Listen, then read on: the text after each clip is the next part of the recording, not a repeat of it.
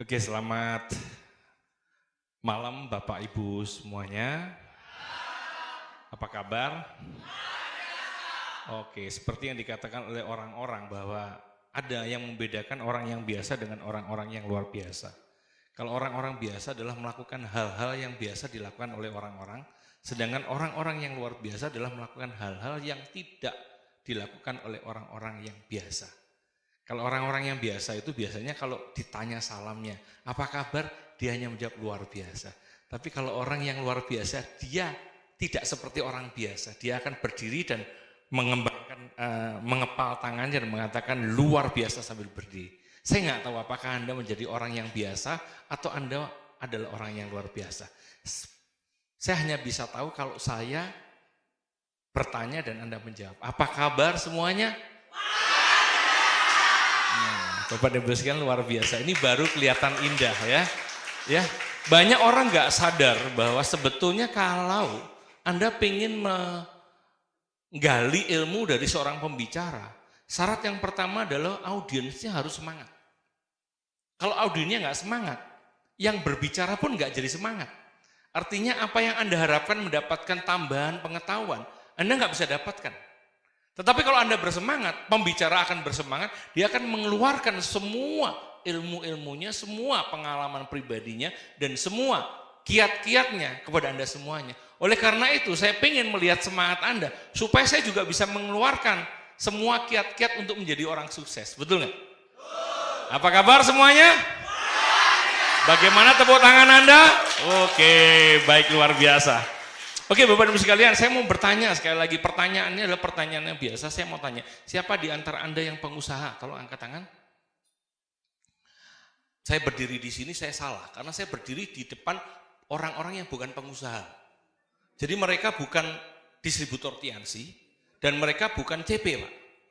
Jadi mohon maaf, terpaksa saya harus keluar ruangan ini, karena saya salah tempat. Saya tanya sekali lagi, Bapak dan Ibu sekalian, siapa di antara Anda yang pengusaha?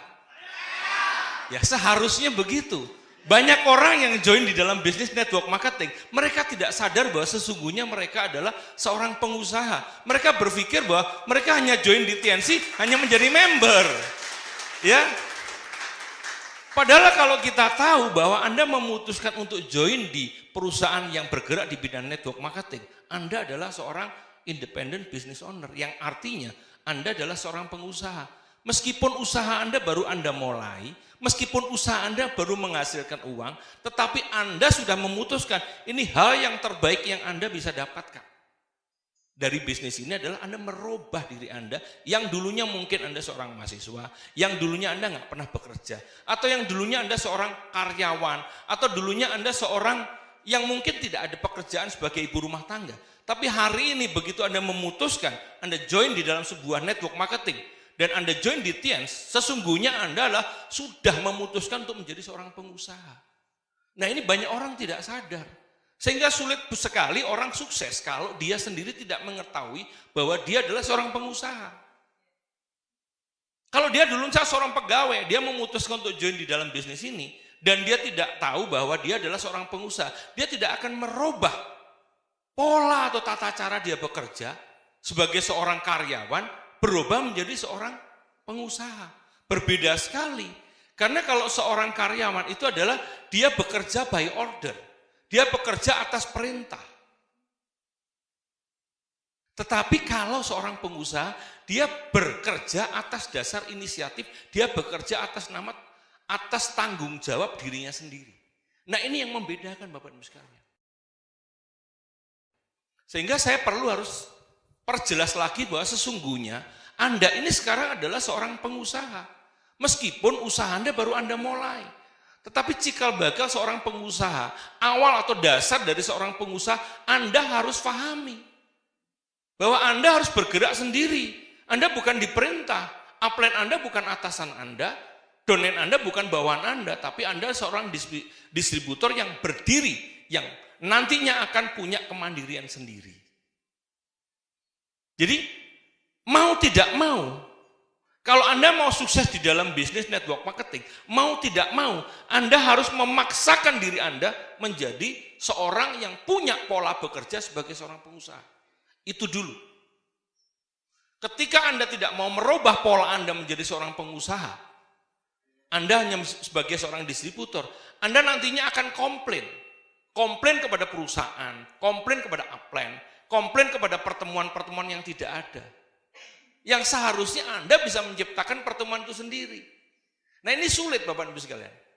Merubah seseorang yang dulunya tidak punya latar belakang pengusaha menjadi seorang pengusaha. Agak dipaksakan sedikit sebetulnya. Tetapi itu mau tidak mau Anda harus menanggung resiko itu. Ini konsekuensinya. Kalau Anda mau sukses, kecuali kalau Anda tidak mau sukses di bisnis ini. Jadi karena itu ada sebuah buku yang mengatakan bahwa kalau Anda mau kaya, kalau Anda mau sukses harus dipaksa.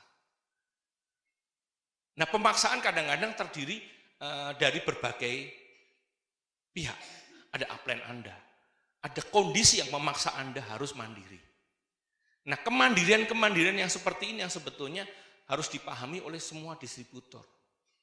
Sehingga ketika Anda ditanya oleh siapapun, apa pekerjaan Anda? Anda jawab, I'm entrepreneur. Saya seorang pengusaha. Usaha apa? Tiens. Usaha apa? Bisnis network marketing. Kalau mereka menertawakan biar saja. Karena mungkin mereka tidak paham.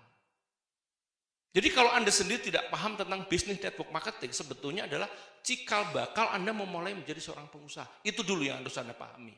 Jadi sekarang sekali lagi saya tanya, siapa di antara Anda yang pengusaha? Oh, luar biasa, berarti saya tidak salah tempat Pak. Saya betul tempat. Sekali lagi tepuk tangan untuk Anda semuanya. Oke, Bapak dan Ibu sekalian. Oke, yang selanjutnya, apa yang harus kita ketahui kalau kita sendiri sudah memutuskan join di dalam bisnis network marketing. Namanya aja sudah network marketing. Ya, network marketing adalah bisnis jaringan. Jadi kalau Anda bisnis jaringan berarti pasti nantinya pasti ada jaringan. Ketika network marketing tidak ada jaringannya, tidak ada networknya, berarti Anda bukan bekerja di bisnis network marketing. Anda bekerja sendirian. Nah ini berbahaya. Anda join di dalam bisnis network marketing, tapi pekerjaannya semua Anda lakukan sendiri. Anda nggak punya network. Terus apa yang menjadi tujuan Anda menjalankan bisnis ini? Bapak dan Ibu sekalian, Anda pasti dipresentasikan oleh beberapa orang sebelum Anda join, bahwa Anda join di bisnis ini pasti dipresentasikan tentang bagaimana sih Anda bisa membangun sebuah aset. Karena orang-orang yang biasa pola bekerjanya adalah pola bekerja untuk mencari, mereka bekerja untuk mencari penghasilan. Supaya penghasilan bisa dipakai untuk biaya hidup, kebutuhan hidup. Nah ini dilakukan oleh 95% orang di dunia. Tapi 5% orang di dunia, dia membangun network, dia membangun jaringan.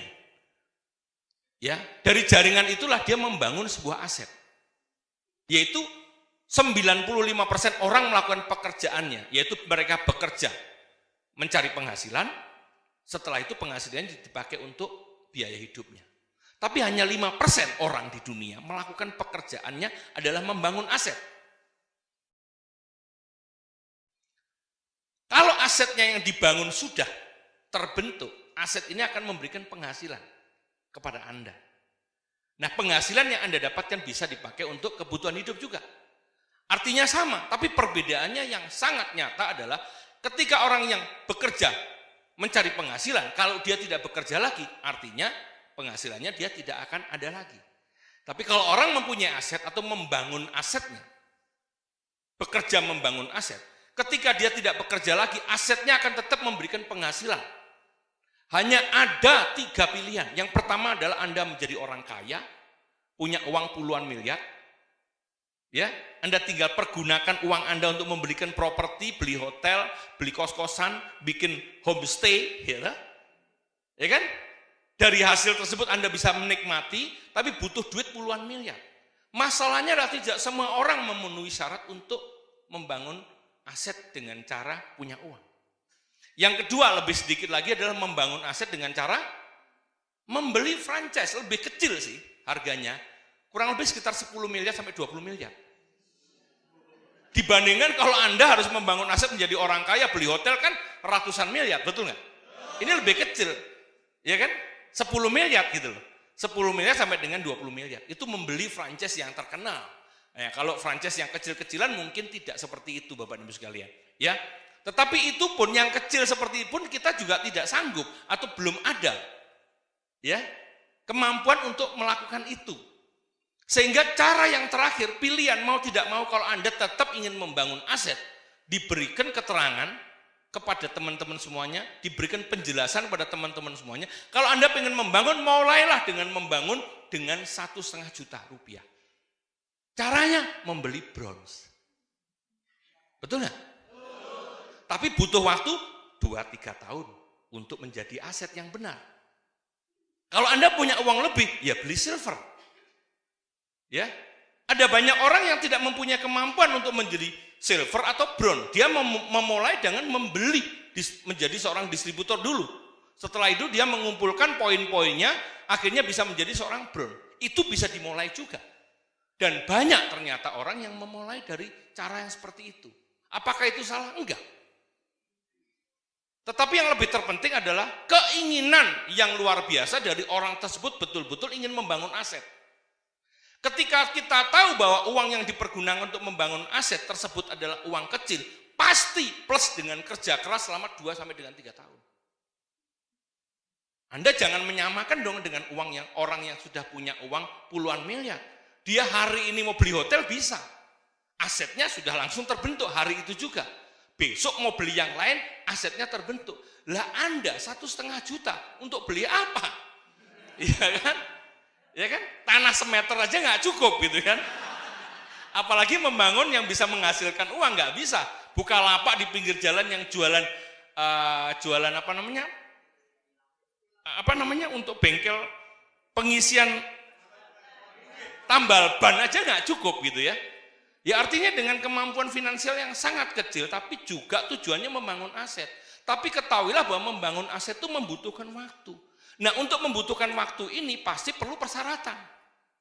Syaratnya adalah orang harus mau benar-benar mengikuti arahan-arahan daripada orang-orang yang lebih senior di bisnis ini untuk mengikuti aturan-aturan supaya nantinya Anda bisa mempunyai satu aset yang terbentuk dengan baik.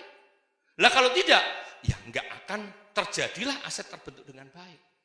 Nah, banyak sekali orang yang dalam 2 tahun nih, mereka tidak kuat.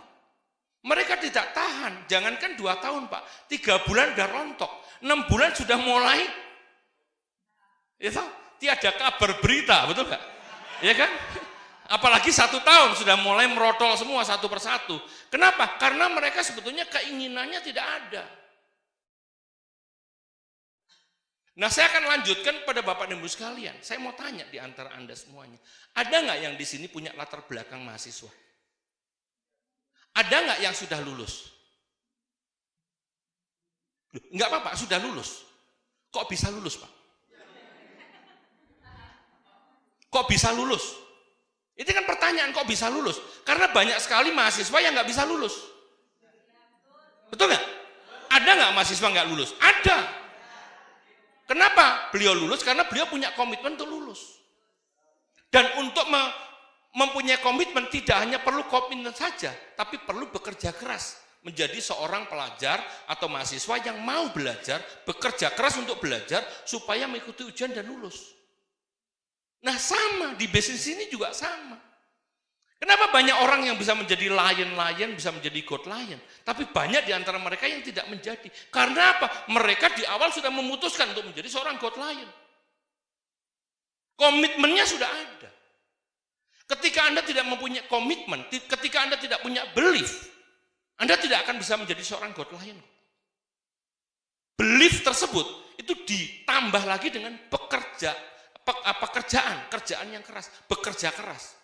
Jadi belief itu harus ditambah lagi dengan bekerja keras. Selama kurun waktu tertentu, 2 tahun, 3 tahun. Lah kalau Anda cuma komitmen saja, wah Pak, tapi saya selain komitmen Pak, saya orangnya selalu hadir loh Pak, di setiap pertemuan. Betul nggak? Konsisten. Saya selalu hadir di pertemuan Pak, konsisten. Kira-kira kalau seorang mahasiswa konsisten hadir di perkuliahan bisa lulus nggak? Belum tentu. Belum tentu lah kalau datangnya cuma ngantuk.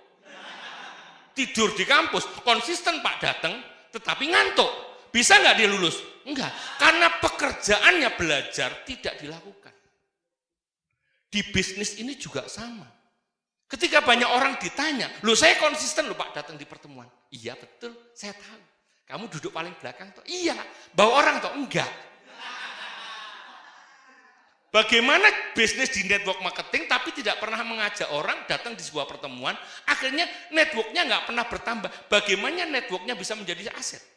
Nggak bisa. Nggak bisa Bapak Ibu sekalian. Sama dengan seorang kuliah, butuh komitmen dan konsisten. Komitmennya menjadi seorang sarjana. Konsisten datang di kampus, ngantuk terus. Sama di bisnis ini, mau jadi God Lion. Komitmennya hebat, yes, betul nggak? Konsisten datang di setiap pertemuan. Apa yang terjadi? Nggak pernah bawa orang, selalu sendiri lagi.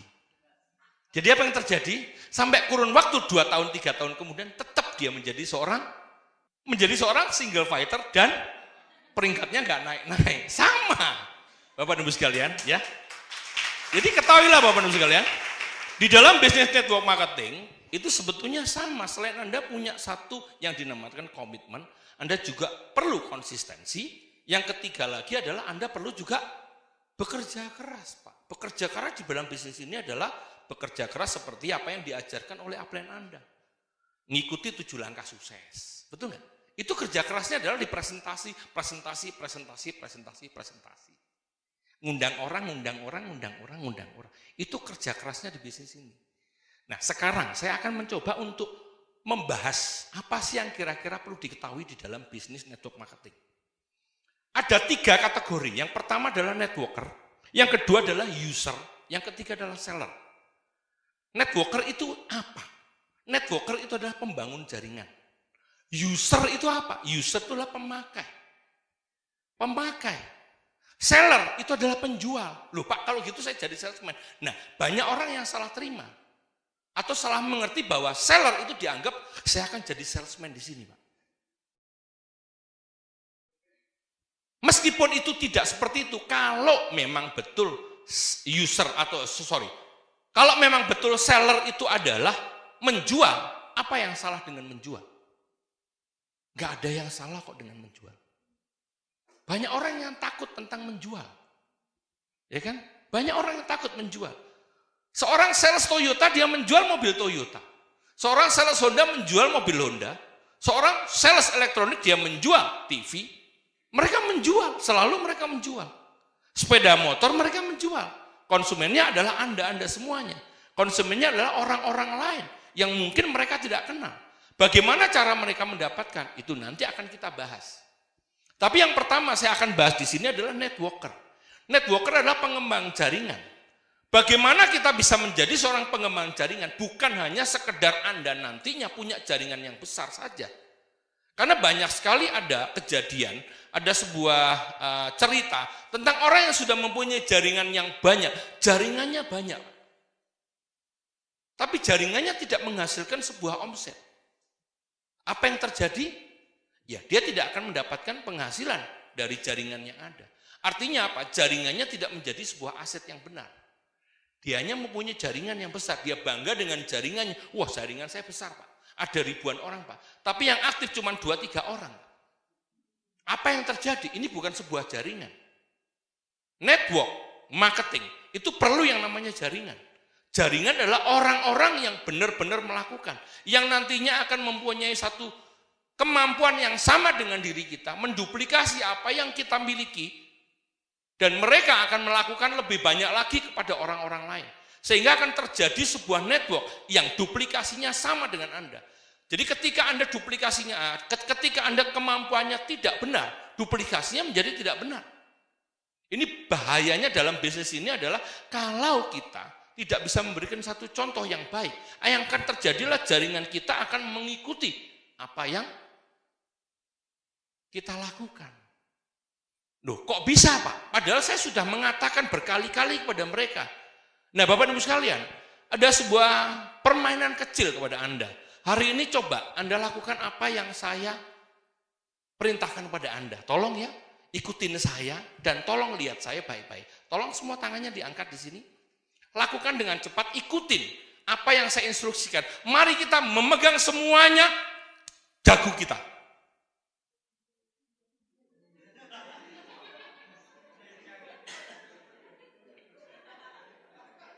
Saya mau tahu kepada Anda semuanya, Anda memegang dagu atau jidat?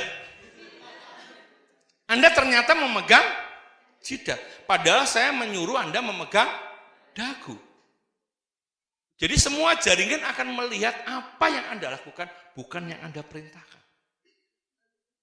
Dalam sebuah buku dikatakan, kalau Anda ingin menjadi seorang leader yang baik, lakukan dengan memberi contoh. Ya, para nabi melakukan. Makanya nabi adalah seorang pemimpin besar. Karena beliau adalah menjadi tauladan bagi kita semuanya. Nah, baik Bapak Ibu sekalian, saya lanjutkan lagi, networking. Networking itu adalah jaringan. Kalau kita networker berarti kita pembangun jaringan. Kalau kita membangun jaringan pasti ada orang. Ada banyak orang yang nanti akan berhubungan dengan hubungan orang satu dengan yang lain. Ketika kita sudah mempunyai jaringan yang banyak, akan terjadi misunderstanding atau kesalahpahaman ketika kita berhubungan dengan orang lain. Betul ya Bapak Ibu sekalian? Betul nggak? Nah, diperlukanlah di situ yang namanya ilmu kepemimpinan. Nanti ada beberapa buku yang kami sarankan Bapak Ibu sekalian untuk Anda pelajari. Nah, sekarang yang saya ingin bahas adalah networker. Apa sih yang diperlukan oleh seorang networker? Seorang networker itu perlu banyak sekali Bapak Ibu. Menjadi seorang pemimpin di dalam grupnya. Punya jaringan yang banyak, bagaimana cara mengembangkan jaringannya. Ketika dia sudah mempunyai satu jaringan, bagaimana bisa menjadi seorang leader yang baik. Bagaimana orang-orang lain bisa mengikuti apa yang diajarkan. Dia harus melakukan sesuatu yang nantinya akan dicontoh oleh orang-orang lain. Hati-hati.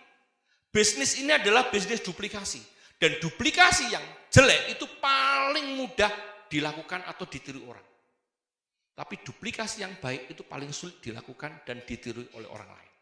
Nah, hati-hati di sini. Karena begitu banyak yang diperlukan oleh seorang networker. Sebuah perusahaan network marketing itu harus mempunyai sebuah sekolah bisnis. Beruntung Bapak dan Ibu sekalian, kita join di perusahaan yang bernama Tiens Internasional, atau kita menyebut di Indonesia adalah Tiens Syariah, sudah mempunyai sekolah bisnis yang bernama One Vision. Kita berikan tepuk tangan pada One Vision. Sekolah bisnis itu gunanya untuk apa sih Bapak dan Ibu sekalian? Sekolah bisnis itu gunanya adalah memberikan support kepada para distributor yang dulunya mungkin mempunyai latar belakang yang tidak sama. Mungkin mereka tidak mempunyai pendidikan yang tinggi. Mungkin mereka latar belakangnya bukan di latar belakang bisnis. Nah, support system atau sekolah bisnis kita ini memberikan support kepada para distributor yang sudah join di TNC untuk diberikan guidance, untuk diberikan guidance, what is the guidance? Panduan-panduan supaya mereka nanti akan bisa mempunyai aset yang betul-betul seperti yang mereka inginkan pada saat mereka join di awal. Jadi pada saat Anda join di awal, Anda pasti ingin membangun sebuah aset, betul ya Bapak Ibu sekalian? Nah, aset yang seperti apa dan bagaimana yang nantinya akan bisa menjadi aset yang memberikan penghasilan terus-menerus. One Vision sudah memberikan satu guidance untuk para networker. Guidance yang jelas dilakukan oleh One Vision adalah PBU. Apa sih itu PBU? Banyak orang yang kadang-kadang tidak mengerti apa itu PBU. PBU adalah parameter bisnis One Vision. Apa itu parameter? Parameter itu adalah vital sign.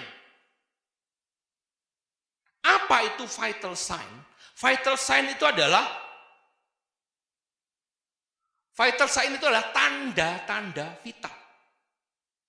Jadi untuk mengenal seorang distributor, apakah distributor ini adalah distributor yang layak kita bantu, atau yang patut kita bantu, atau yang kita berfokus kepada distributor yang seperti ini, dilihat daripada apakah mereka ada tanda-tanda vitalnya. Nah, tanda-tanda vital itu dilihat daripada distributor ini adalah distributor inti atau bukan. Nah, oleh karena itu, penting bagi kita, diri kita, begitu kita masuk, kita memutuskan untuk menjadi seorang distributor inti dulu. Siapakah distributor inti? Distributor inti adalah distributor yang mempunyai 7 kebiasaan. Jadi kalau Anda belum mempunyai 7 kebiasaan, lakukan segera dengan cepat. Anda harus memulai melakukan yang dinamakan mempunyai 7 kebiasaan. Supaya apa? Supaya upline melirik Anda. Oh iya, ini domain saya ini.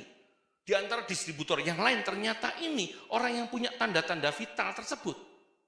Siapa orang itu? Yaitu orang yang mempunyai 7 kebiasaan. Yang pertama 7 kebiasaannya adalah dia mempunyai dream book. Nah sekarang pertanyaannya, apakah kita sudah mempunyai dream book? Belum. Kalau belum, segera buatlah dream book. Dream book dan membuat daftar nama. Wah Pak, kalau saya nggak punya daftar nama, nanti akan di-guide bagaimana membuat daftar nama tersebut. Kalau Anda kehabisan daftar nama dari offline atau dari orang-orang sekitar Anda bisa juga melakukan dengan melalui media sosial. Ada guidance-nya, tapi yang pertama adalah orang yang mempunyai tanda-tanda vital adalah orang yang mempunyai 7 kebiasaan orang-orang sukses. Yaitu yang pertama punya dream book.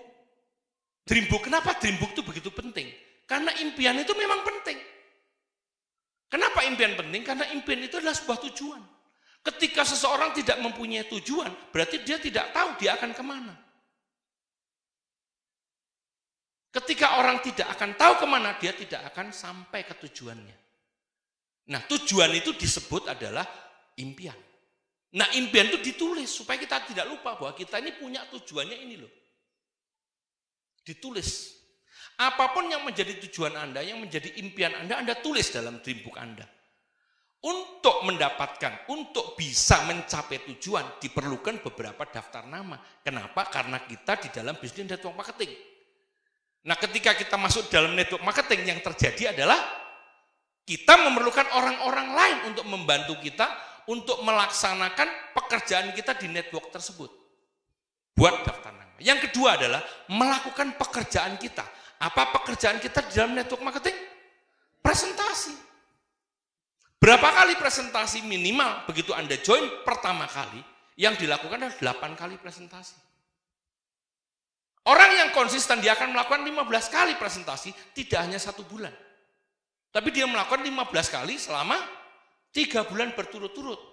Ada penghargaannya. Orang ini disebut sebagai seorang silver planner. Jadi ketika Anda sudah melakukan 15 kali selama 3 bulan berturut-turut, berarti Anda layak disebut sebagai seorang silver planner. Apakah cukup Anda cuma 15 kali? Enggak cukup. Yang lebih hebat lagi adalah 30 kali Anda lakukan. Artinya setiap hari Anda melakukan presentasi 1 kali. Kalau selama 1 bulan minimal adalah 30 kali presentasi, betul nggak?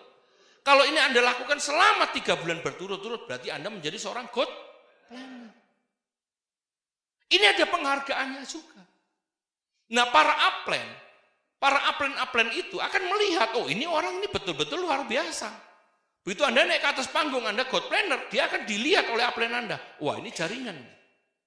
Mungkin upline-nya tidak aktif, tapi domainnya yang mempunyai aktif, fokusnya upline akan turun ke bawah.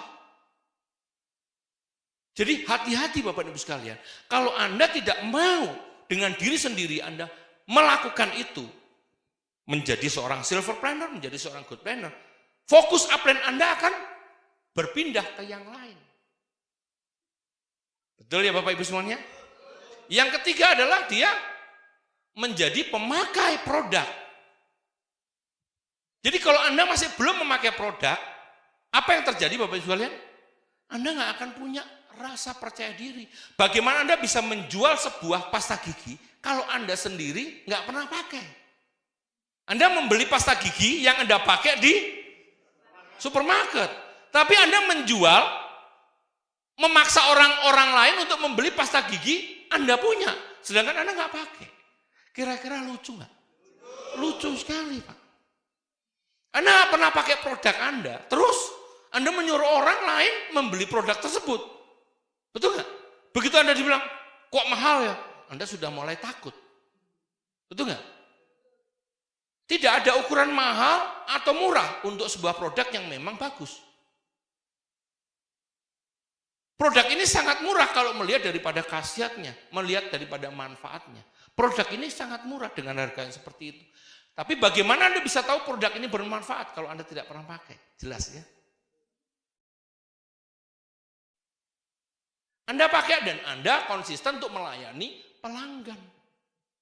Nah, jadi Anda sebut, yang pertama tadi adalah Dreambook yang mempunyai daftar nama. Yang kedua, presentasi minimal 8 kali. 15 kali selama 3 bulan berturut-turut menjadi seorang silver. 30 kali selama 3 bulan berturut-turut menjadi seorang gold. Yang ketiga adalah pemakai produk. Dan melayani pelanggan minimal 10 pelanggan. Supaya terjadi yang dinamakan dengan penjualan. Ya, ini guidance daripada One Vision. Jadi kalau Anda masih belum mempunyai tanda-tanda vital seperti itu, segeralah Anda menjadi seorang distributor inti yang mempunyai kebiasaan-kebiasaan yang luar biasa tadi. 7 kebiasaan sukses. Yang keempat, ayo yang keempat, membaca buku. Ya, jadi kebiasaan kita yang keempat adalah membaca buku-buku positif. 3 buku yang saya referensikan itu harus dibaca, wajib dibaca bagi pengembang jaringan, bagi networker. Yang pertama adalah David Schwartz mengarang sebuah buku yang berjudul The Magic of Thinking Big. Yang artinya sesungguhnya adalah keajaiban berpikir besar, diterjemahkan dalam bahasa Indonesia menjadi berpikir dan berjiwa besar. Jadi akan terjadi keajaiban-keajaiban ketika kita mau berpikir besar. Itu intinya dari buku tersebut. Karangan daripada David Schwartz. Anda bisa mendapatkan di toko-toko buku yang terdekat. Yang kedua adalah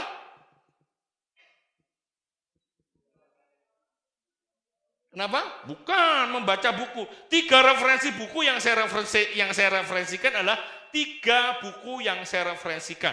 Yang pertama adalah bagaimana mencari kawan dan mempengaruhi orang lain adalah dari Dale Carnegie. 2 buku. Yang ketiga adalah Cash Flow Quadrant dari Robert Kiyosaki. Yang ketiga adalah Cash Flow Quadrant dari Robert Kiyosaki.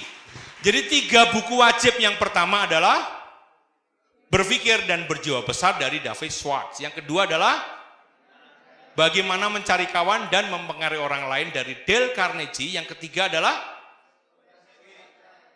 Cash Flow Quadrant dari Robert Kiyosaki. Nah, yang keempat dan yang selanjutnya boleh. Yang personality plus tadi adalah dari Florence Littauer. Ya, jadi Florence Littauer. Susah itu karena orang Prancis ngomongnya susah. Florence Littauer. Ya, itu juga buku bagus ya. Tetapi 3 buku yang direkomendasikan bagi orang-orang baru. Yang pertama adalah Berpikir dan Berjiwa Besar. Yang kedua adalah Bagaimana Mencari Kawan dan Mempengaruhi Orang Lain. Yang ketiga adalah The Cash Flow Quadrant dari Robert Kiyosaki. Nah, ketika sudah melakukan pekerjaan kita membaca buku, yang kelima adalah seorang distributor inti, dia harus mempunyai kebiasaan adalah mendengarkan kaset atau mendengarkan daripada NetPi, mendengarkan daripada leader-leader besar berbicara yang dituangkan dalam NetPi. Jadi Anda harus menjadi seorang pelanggan. Ya, minimal Anda harus menjadi seorang pelanggan untuk mendengarkan kaset tersebut. Ya, Bapak dan Ibu sekalian. Yang keenam, Anda hadir di setiap pertemuan yang ada. Terutama adalah pertemuan yang direkomendasikan oleh para upline crown Anda. Yang ketujuh adalah Anda menjadi good team player. Yaitu, yang pertama adalah edifikasi, konsultasi, dan no cross-lining. Jadi Bapak dan Ibu sekalian, kalau Anda ingin memutuskan menjadi seorang yang dilirik oleh upline, kita sendiri yang memutuskan harus menjadi seorang distributor inti yang mempunyai 7 kebiasaan. Ketika kita sudah mempunyai 7 kebiasaan tadi, tambah lagi dengan kita memproduksi omset. Oleh karena itu di PBO dikatakan bahwa kalau Anda pengen dilirik oleh upline, atau fokuslah upline kepada Anda harus menjadi seorang core producer. Core producer adalah distributor inti yang mempunyai produksi minimal adalah 650 PV. Pertama kali Anda akan menjadi seorang CP. Seorang CP itulah 650 yang dimiliki personal PV Anda. Yang kedua adalah Anda punya TNPV 3.000 di dalam grup jaringan Anda. Apakah itu di kaki Anda, atau di jalur Anda, atau apakah itu di jalur Anda, di kaki Anda di jalur 1 atau jalur 2. Yang terpenting adalah di dalam kaki Anda punya 3.000 PPV. Yang ketiga adalah Anda harus mempunyai starter pack. Kenapa kita harus mempunyai starter pack? Banyak orang yang membeli starter pack tidak pernah didengarkan. Dia pikir dia sudah pandai. Banyak orang yang memikirkan itu sudah pandai, mereka pikir nggak perlu. Padahal itu adalah hal yang terpenting oleh seorang distributor baru harus mendengarkan starter pack. Berlangganan NetP. Itu syarat daripada seorang CP. Betul Bapak Ibu sekalian? Nah, kalau Anda sudah menjadi seorang CP, nantinya yang berikutnya Anda harus menjadi seorang royal. Seorang royal, Anda sendiri seorang CP, Anda mempunyai 3 CP di bawah Anda dan punya TNPV sebesar 12.000 dan Anda sendiri punya PPV sebesar 1.000. Ini guidance-nya sudah ada Bapak Ibu sekalian. Guidance seorang networker itu sudah ada, sudah dibuat dalam PBO. Jadi sebetulnya kita ini sangat beruntung sekali, kita mempunyai One Vision yang mensupport kita untuk membangun sebuah network yang nantinya mempunyai satu network yang menjadi aset kita. Jadi network itu bukan hanya sekedar kita punya jaringan yang banyak, tapi network yang menghasilkan, yang memproduksi omset. Anda bayangkan kalau ada 1.000 orang di dalam jaringan Anda dan masing-masing mempunyai 650 PV. Atau sama dengan kurang lebih sekitar 850.000 ya. Ya. Kalau ada 1.000 berarti 850 juta. Kalau 850 juta itu dari bisnis penjualannya saja. Bapak Ibu sekalian, Anda sudah bisa mendapat kurang lebih sekitar 50 jutaan lebih. Belum dari perkembangan jaringan setiap minggunya. Jadi sebetulnya guidance kita sudah ada Bapak Ibu sekalian. Nah itu networker. Yang ketiga lagi yang selanjutnya networker itu menghasilkan sebuah momentum. Momentum itu akan momentum itu diciptakan oleh atmosfer. Hari ini sebagai satu contoh. Kalau yang datang hari ini cuma 4-5 orang, kira-kira semangat enggak Anda? Enggak semangat. Kalau sebuah OP yang datang cuma 25 orang, ruangannya besar, kira-kira semangat enggak? Atmosfernya enggak terbentuk.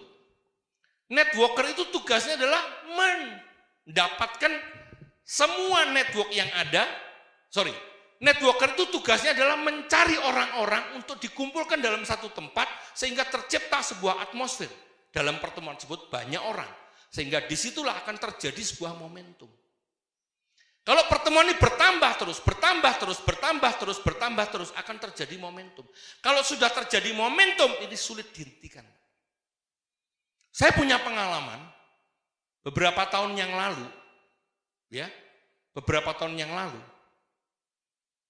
saya punya pengalaman 20 tahun yang lalu. 22 tahun yang lalu tepatnya. Saya punya pengalaman 22 tahun yang lalu. Saya membangun sebuah network. Dan network ini terjadi begitu luar biasa hebatnya. Network itu terjadi momentum yang luar biasa hebatnya. Yaitu dalam sebuah tempat yang 600 meter. Itu 3 lantai penuh sesak dengan orang. Hanya yang menjadi masalahnya adalah pada saat itu saya terlena dengan network yang besar. Saya lupa untuk memberikan pada mereka memproduksi satu omset. Sehingga lama-lama orangnya besar tapi lama-lama omsetnya tidak ada. Bapak Ibu sekalian? Jelas ya?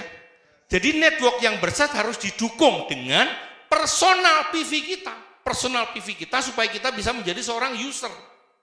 Network yang besar kalau masing-masing nggak jualan saja, tapi masing-masing mereka memproduksi omsetnya untuk diri sendiri, mengkonsumsi untuk diri sendiri 850.000 atau 650 PV. Kalau 1.000 berarti ada 850 juta. Kalau 2.000 berarti ada 1,7 miliar. Kalau ada 3.000 berarti ada 2,6 miliar. Betul nggak? Nah ini akan terjadi. Isilah dengan omset, produksilah omset dari masing-masing sendiri untuk dikonsumsi. Sehingga terjadilah yang dinamakan kita punya user yang hebat dari diri kita masing-masing. Tetapi apakah user saja cukup? Tidak cukup. Ternyata Bapak Ibu sekalian, kalau kita ingin membesarkan omset, kita harus menjadi seorang seller, penjual. Penjual ini adalah membeli produk, menawarkan kepada orang lain, menawarkan kepada pelanggan-pelanggan, menawarkan pada orang-orang lain yang tidak mau join di dalam bisnis ini, tapi mereka mau membeli produknya. Ini adalah cara menjual. Cara menjual ini bisa Anda ketemu dengan orang satu persatu, Anda tawarkan satu persatu. Di sini Anda akan mendapatkan yang dinamakan dengan pelatihan mental. Ketika Anda ditolak, mental Anda sudah mulai teruji. 2 kali ditolak, Anda sudah mulai teruji. 3 kali ditolak, apakah Anda masih mau yang keempat kali atau Anda mundur teratur? Ternyata bisnis ini sulit.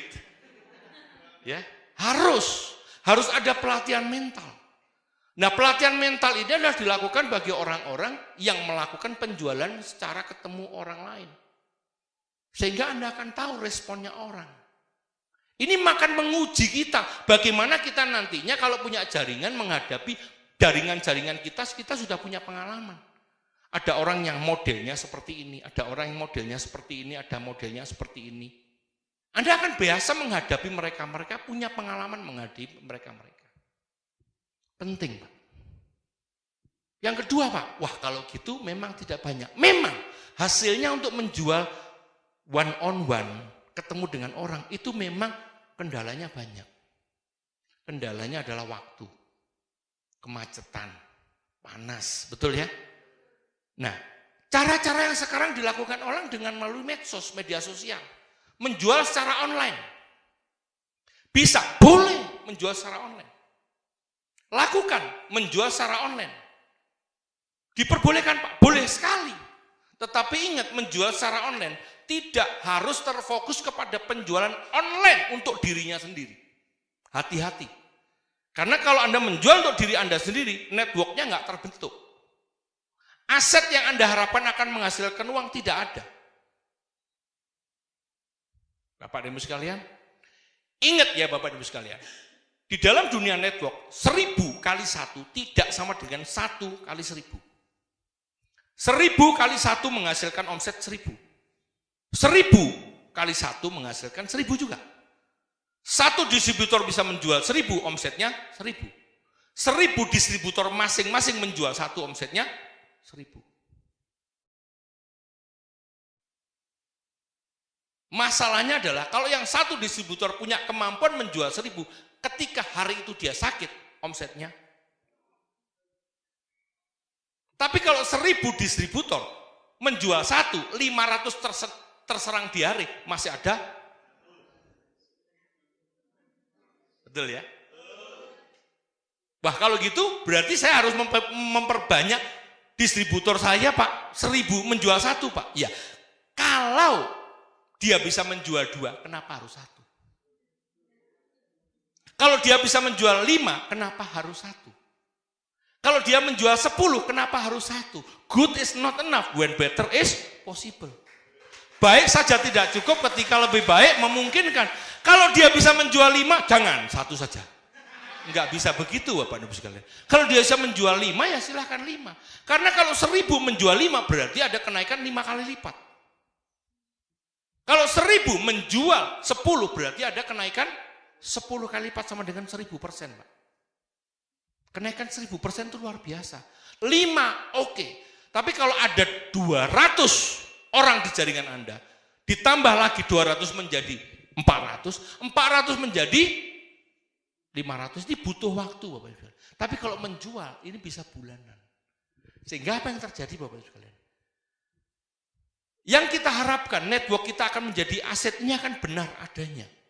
Yaitu network kita bertambah. Pertambahan network ini tidak seketika cepat. Perlu proses. Prosesnya 1 sampai dengan 2 tahun. Baru terbentuk distributor yang agak lumayan. 2 sampai dengan 4 tahun terbentuk distributor yang sudah agak banyak sekali. Tapi dalam proses 1 sampai dengan 2 tahun, kita bisa mengajarkan mereka untuk menjual secara online. Enggak perlu harus hebat, enggak perlu harus perfect. Tapi minimal kalau bisa menjual 5, kenapa harus 1? Kalau bisa menjual 10, kenapa harus 1? Ya. Berikan kemampuan mereka untuk bisa menjual. Bahkan untuk mencari daftar nama pun mereka juga bisa melalui media sosial. Facebook ada. Instagram ada. Line ada. Signal ada. Telegram ada. Anda bisa mencari banyak sekali media-media yang Anda bisa mendapatkan mereka untuk Anda jadikan daftar nama yang baru. Selain daftar nama yang baru, Anda juga bisa melakukan penjualan melalui media sosial. Cara-cara itu dibenarkan di dalam bisnis network karena mengikuti zamannya harus seperti itu. Tetapi ingat Bapak dan Ibu sekalian, network tetap harus ada karena yang bisa menjadikan aset itu adalah networknya adalah manusia. Ketika manusianya tidak ada, aset yang Anda harapkan tidak akan terjadi. Nah, untuk membangun manusia-manusia tersebut diperlukan beberapa di antaranya adalah ilmu pengetahuan tentang leadership. Setelah Anda sudah mencapai puncak Anda, di mana jaringan Anda sudah mulai bertambah, Anda harus mulai banyak belajar lagi dari buku-buku yang lain. Terutama saya akan referensikan buku-buku daripada John C. Maxwell, buku-buku kepemimpinan. Ya, ada The Law of Leadership, ada 21 kepemimpinan, ada banyak buku-buku kepemimpinan, ada buku-buku daripada bagaimana kita bisa menjadi seorang pembicara yang baik. Ya, Anda bisa belajar cara-cara berbicara. Kalau ada kemampuan orang yang ingin melakukan secara offline atau menjual satu persatu orang, kita bisa ajarkan kepada mereka kemampuan salesmanship mereka supaya lebih besar.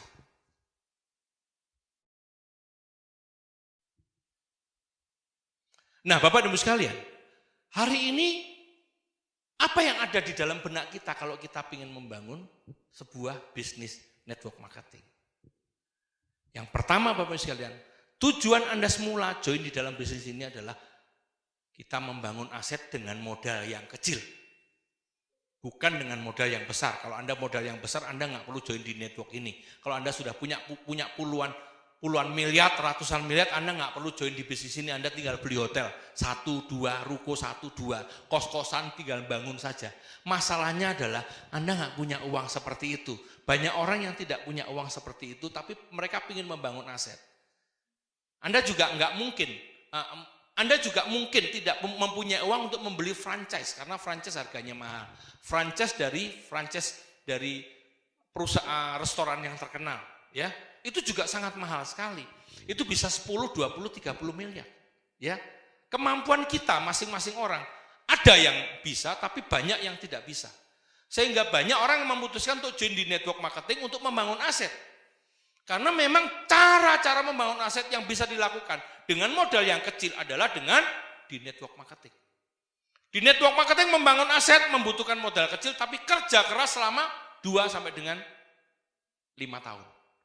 2 sampai dengan 5 tahun diperbaiki dengan sangat bagus. 5 tahun niscaya aset yang kita bangun, jaringan yang kita bangun akan menjadi aset yang luar biasa, menghasilkan bonus yang bagus. Bonus yang kita harapkan adalah bonus yang eksponensial, yang selalu bertambah besar setiap bulannya.